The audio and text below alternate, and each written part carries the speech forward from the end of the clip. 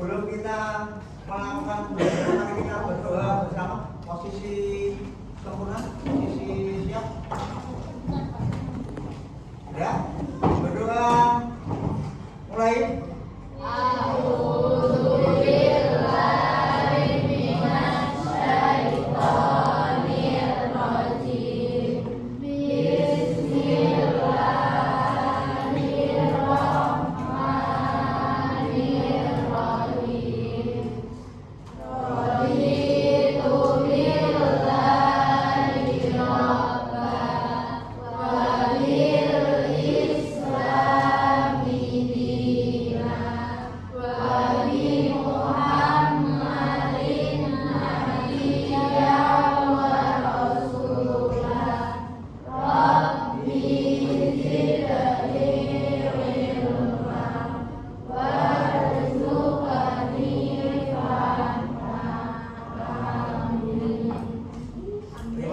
Mudah-mudahan dengan doa kita bersama tadi, pembelajaran kita pada pagi menjelang siang hari ini dapat berjalan dengan lancar. Apakah pada hari ini ada yang tidak masuk? Bara. Kenapa? Nanti atau apa? Gak tahu Pak, nanti katanya WA aku tanya Istimewa loh. Bara sama? Kita doakan mudah-mudahan kalau sakit untuk segera sembuh sehingga lagi bisa beraktivitas dengan lancar. Kemudian untuk pertemuan kali ini menyambung pertemuan yang terdahulu, karena kemarin ada beberapa anak yang kemarin sudah menggunakan teknologi AI untuk mengerjakan Excel. Tetapi Sikan kemudian ini menggunakan itu, sehingga ini mungkin yang kemarin menggunakan AI ada yang dua versi, jadi yang pertama menggunakan GIF, kemudian ada beberapa kelas itu kemarin yang menggunakan Swift, gitu ya. Nah kali ini kita akan mulai menggunakan ini, jadi mengenal klasifikasi teknologi AI atau AI gitu.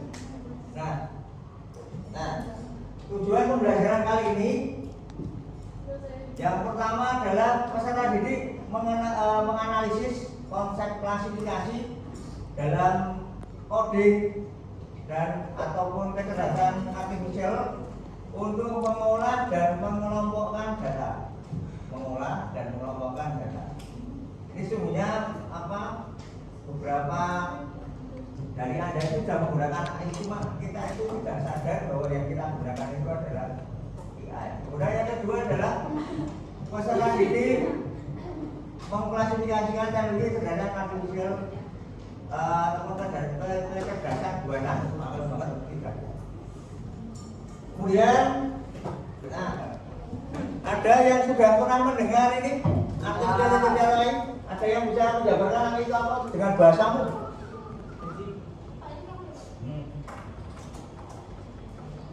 Apa sih?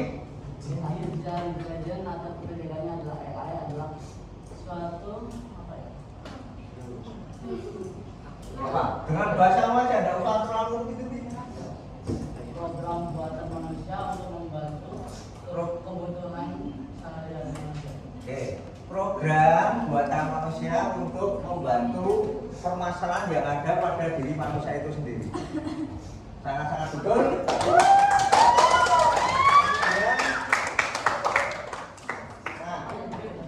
Kalau Anda membayangkan AI atau AI, itu yang terbayang ke diri anak-anakku sekalian. Yang terbayang ketika Anda mendengar AI gitu. Pasti yang kemudian terdengar itu adalah robot yang terbayang. AI itu mesti pintar, kemudian AI itu mesti selalu diartikan sebagai robot. Kenapa kemudian Pak W menuliskan di sana atau menggambarkan di sana sebagai Tesla? Ada yang pernah mendengar? Iya, Kenapa? Satu ketika itu kan membayangkan, tapi ini sudah terjadi. Di Amerika itu sudah ada kayak kalau di sini Gojek, tapi tidak ada pengendaranya ataupun tidak ada drivernya. Jadi mobilnya itu berjalan sendiri sesuai dengan aplikasi kita tanpa driver. Tetapi dari mobil itu pengeterapan yaitu self driving car atau keamanan tingkat tinggi di lokasi. Hari ini kita akan membahas beberapa contoh penggunaan kecerdasan buatan AI dalam kehidupan sehari-hari. Jadi, mari kita mulai. Namun sebelum itu dukung channel ini agar berkembang dengan subscribe, like, dan komen. Jangan lupa ya, tekan sekarang. Pertama, kita punya asisten virtual seperti Siri, Google Assistant, dan Alexa. Misalnya, Ini pertanyaannya bukan AI-nya sebenarnya, tapi AI-nya letaknya di mana? Jadi yang pertama adalah apa itu gambar? Map. Map itu letaknya AI di mana? Ayo. Kok kemudian letaknya Google Map itu ada AI-nya? AI-nya di mana?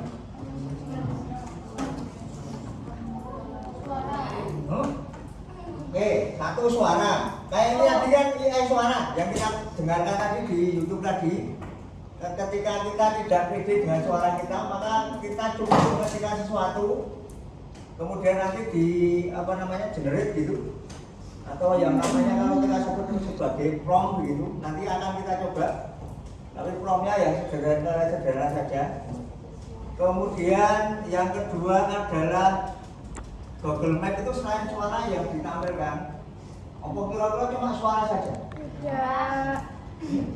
Tadi menampilkan jarak, apalagi kira-kira kalau kita mengetikkan sesuatu di Google Map, misalkan rumah Pak W itu muncul nggak? Kemudian arah yang kemudian menuju ke rumah Pak W.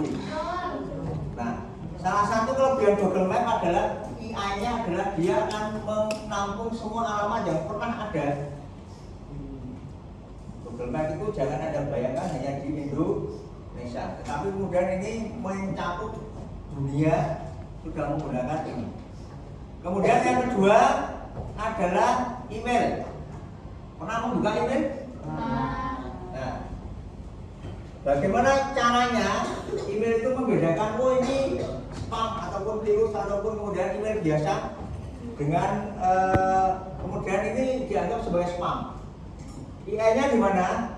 AI-nya adalah ya itu tadi untuk memilah-milah ini email yang kemudian tidak ada spamnya, ini email yang bagus dan seterusnya, tidak ada virus dan seterusnya. Ini adalah letak AI-nya.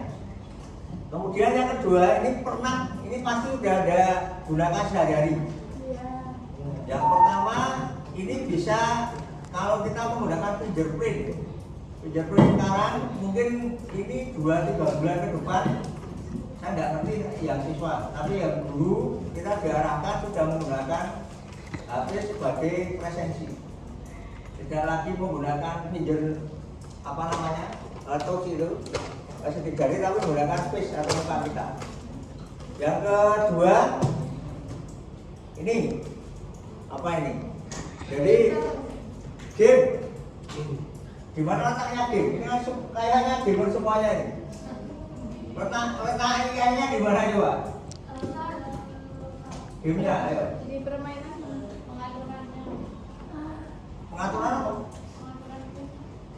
Pengaturan. Meskipun Anda tidak diatur, misalkan Anda login misalnya di gamenya online, masa tidak diatur? Kan langsung online. Artinya begini, ketika kita game yang paling kondangkan apa? Akal ya? Nah, bagaimana Anda mengetahui bahwa yang Anda lawan itu siapa? Apakah yang kemudian di depan Anda itu lawan atau kawan? Yang membedakan siapa itu? Anda? Kan yang mulai AI. Kemudian misalkan yang menggunakan tembak-tembakan itu. Nah, itu bagaimana kemudian AI itu mengarahkan, oh di sana tak musuhnya jalurnya ini, oh di sana tak teman kita. Ini juga menggunakan AI. Kemudian yang lagi heboh di Jogja, ini 2-3 bulan yang lalu heboh karena di tiap traffic light itu dipasang CCTV yang akan mengenali setiap plat mobil Anda. Nah, pertanyaan saya, IAI-nya di mana? CCTV. Jadi CCTV ditanam tidak hanya CCTV. Kalau CCTV kayak ini kan cuma mengenali suara saja. Oh ini Pak Wi. Nah ini yang ditanam di sana hanya akan mengesut bukan mobilnya, tapi nomor kendaraan itu. Sehingga ketika nomor itu terfoto, kemudian diolah, maka akan mengenerate biodata pemilik mobil itu. Namanya siapa, lamanya di mana dan seterusnya. Sehingga tagihan-tagihan tilang itu tidak usah dilakukan dengan cara kalau di Yogyakarta kan namanya cegatan itu ya. Oh ada momen atau momen itu. Tapi langsung kemudian ketika kita melanggar, tagihan itu langsung datang ke rumah kita. Ini yang disebut dengan penggunaan IAI. Yang terakhir adalah avatar. Pernah gunakan itu? Cewek-cewek katanya kurang yakin belum pernah. Avatar yang bentuknya ada kelinci, ada apa itu? Filter atau filter, betul. Sorry saya salah. Bagaimana IAI-nya di mana coba? Di filternya. Di filternya. Di kamera. Nah, IAI-nya di filter itu bisa menempatkan begini. Misalkan kita menggunakan filter berupa hidung dan telinga kelinci. Bagaimana kemudian hidung itu mengenali hidung kita? Maka kan tidak mungkin kemudian ketika kita menggerakkan kepala kita kan tiba-tiba langsung ada plot hidungnya di hidung, telinganya di telinga. Ini yang disebut dengan filter. Atau kemudian kalau digambar itu adalah janggut Santa Claus. Bagaimana kemudian janggut itu tidak keliru dibalut di mana? Langsung di tempatnya. Ini yang kemudian kita gunakan untuk membuat sebuah filter itu menjadi tenang karena menggunakan IAI. Baik, karena ini nanti kita akan mempraktekkan penggunaan IAI dan menggunakan HP, maka silakan untuk mengambil HP dahulu. Silakan. Oke.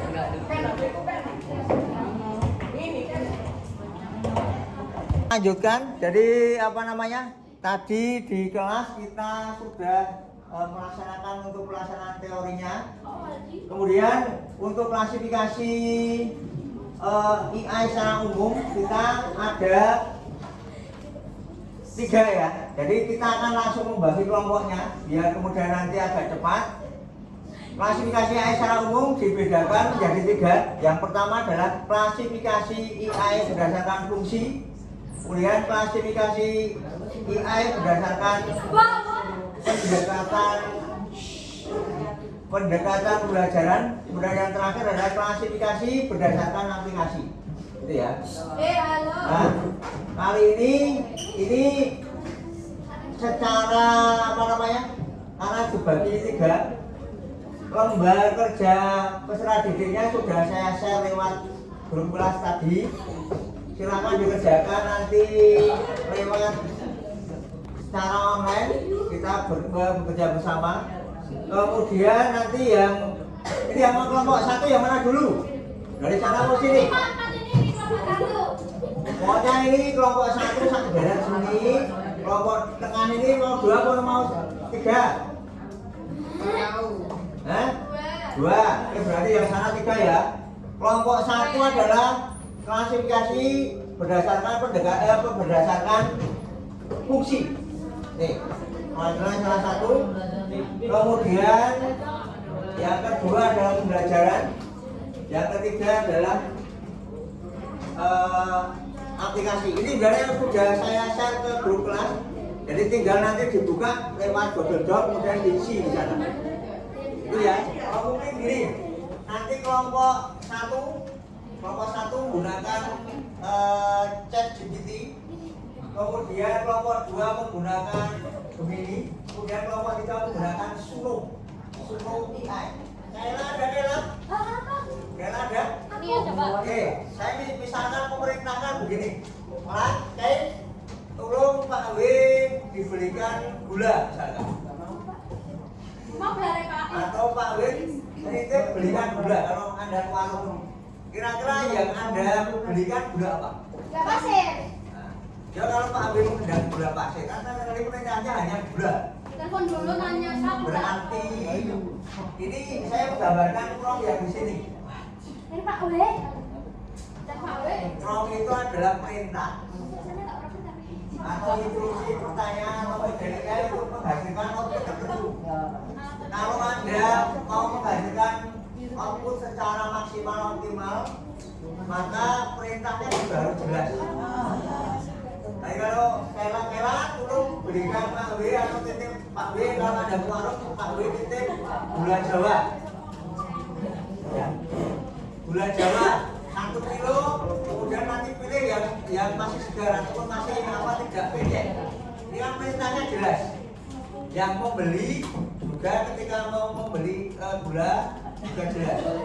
Nanti tipe-tipe gulanya ini yang dapat saya gambarkan ketika Anda menggambarkan atau memberikan instruksi ke dalam AI. Nanti kita coba next perintahmu lanjut hasilnya kayak apa.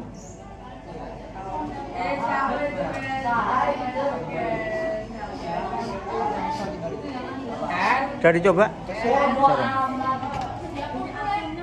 Bisa Pak. Belum dinyalain. Boleh itu? Mentari pagi Apa le? hangat sinarnya bangunkan mimpiku. Hari baru kisah pun dimulai.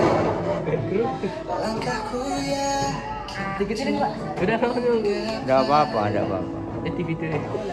walau semalam ku sempat jatuh, namun kini tersenyum lagi. Bagus. Ini bebas email. Apa sih yang Yo emailmu maksudnya.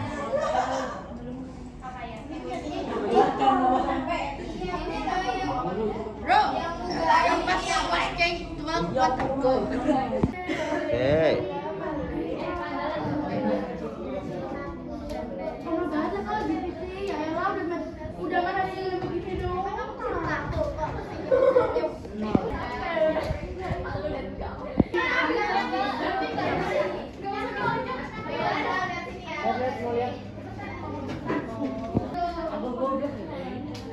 Jelek banget. Antar. Nggak ada wifi. Pakai HP boleh nggak Pak? Pakai HP aja. Sampai sini aja.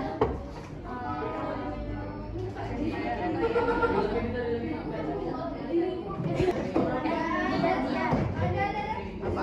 Lihat nih. Aku dapat Betul kan?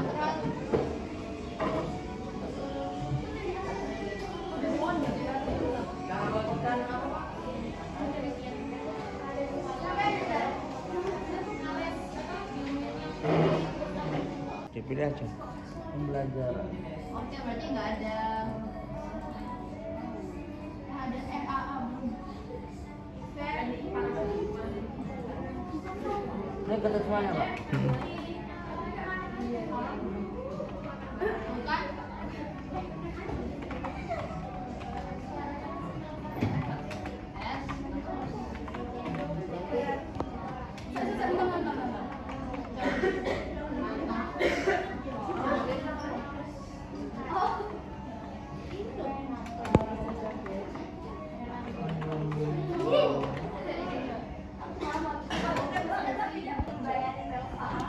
Ya.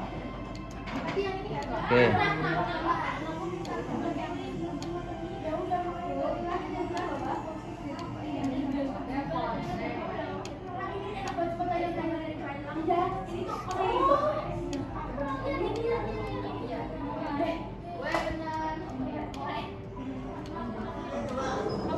Ada yang bisa menyimpulkan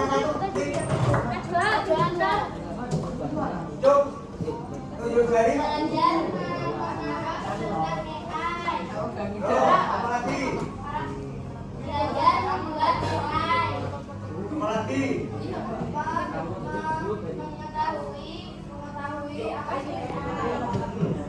Terus dua yang paling menarik yang kamu pelajari.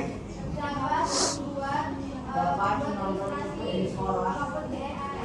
Kemudian ada lagi.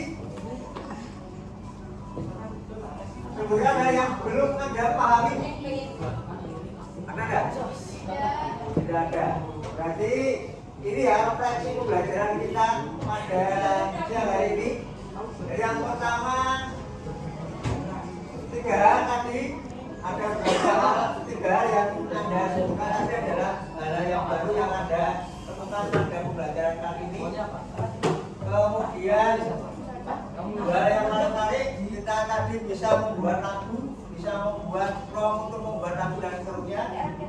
Kemudian kemungkinan ada yang belum bisa dipahami terus belajar ini. Mudah dipahami sama Oke. Baik, kita akhiri untuk pembelajaran hari ini. Kita lanjutkan minggu depan. Assalamualaikum warahmatullahi wabarakatuh. Waalaikumsalam warahmatullahi Silakan dilanjutkan. wabarakatuh.